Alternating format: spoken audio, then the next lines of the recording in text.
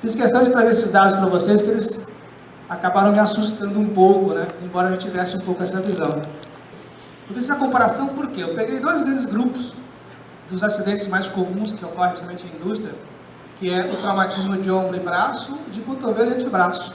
É muito comum você ter esse tipo de acidentes, que eles às vezes são simples, mas acabam tirando a pessoa da atividade dela, às vezes por 60 até 120 dias, né? Depende do tipo de acidente que ele teve.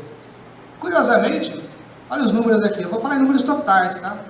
Os transtornos de ombro e braço, o traumatismo de cotovelo e antebraço, entre janeiro e junho deste ano, esses dados são fresquíssimos. Nós tivemos 67.975 afastamentos por esse tipo de acidente e incidente. Olha que interessante, pegando dois grandes grupos da área psicológica, que seria o CID, né? Eu considerei o CID como base. O CID é o nosso Código de Identificação de Doença, que é o F30 e o F40, são os mais comuns, são os transtornos de humor e os neuróticos. Nós tivemos a somatória dos dois, 71.124 afastamentos. Olha que interessante. Na Inglaterra, há mais de 5 anos, se trata os fatores psicossociais como endemia. Ou seja, lá se olha para isso com um olhar que se olharia, por exemplo, a uma catástrofe, pensando em termos de uma doença aí degenerativa séria, né, que está assolando a sua população. E por que isso? Que mexeu, sabe aonde? O bolso dos empresários. E sabem por quê? Nosso próximo quadro, só para fazer a comparação, né? Os dois primeiros grupos equivaleram, né, dentro daquele 1.180.000 afastamentos nesses 6 meses, equivaleu a 5,8%, ao passo que, né, os fatores psicossociais de afastamento, mais 6%. Ou seja, nós temos que começar a ter um olhar para esse fator psicossocial. Ainda dentro da linha estatística, que eu gosto de trabalhar, é o seguinte: também peguei isso com base em algumas prerrogativas da área médica, instruindo aí qual o fator de afastamento em termos de tempo, baseado também nos CIDs. Os dois primeiros grupos, se eu usei eles como referência, varia de 30 a 60 dias o tempo de afastamento para se recuperar um traumatismo de ombro, de braço, de cotovelo, de antebraço. Aí você fala assim, é menos, né? Olha que interessante o dado. Os transtornos afetivos, né, e neuróticos, de 10 a 30. Então não tem, né? É indiferente. Eu sou formado desde 1984.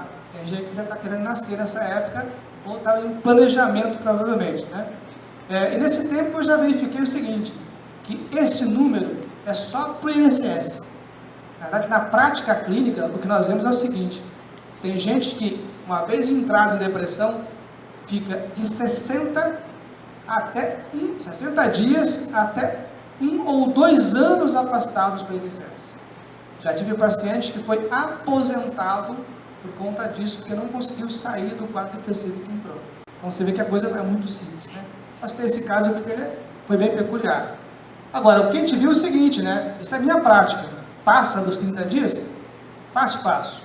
E aí eu fui atrás da ciência, né? A ciência tem que se respaldar, gente.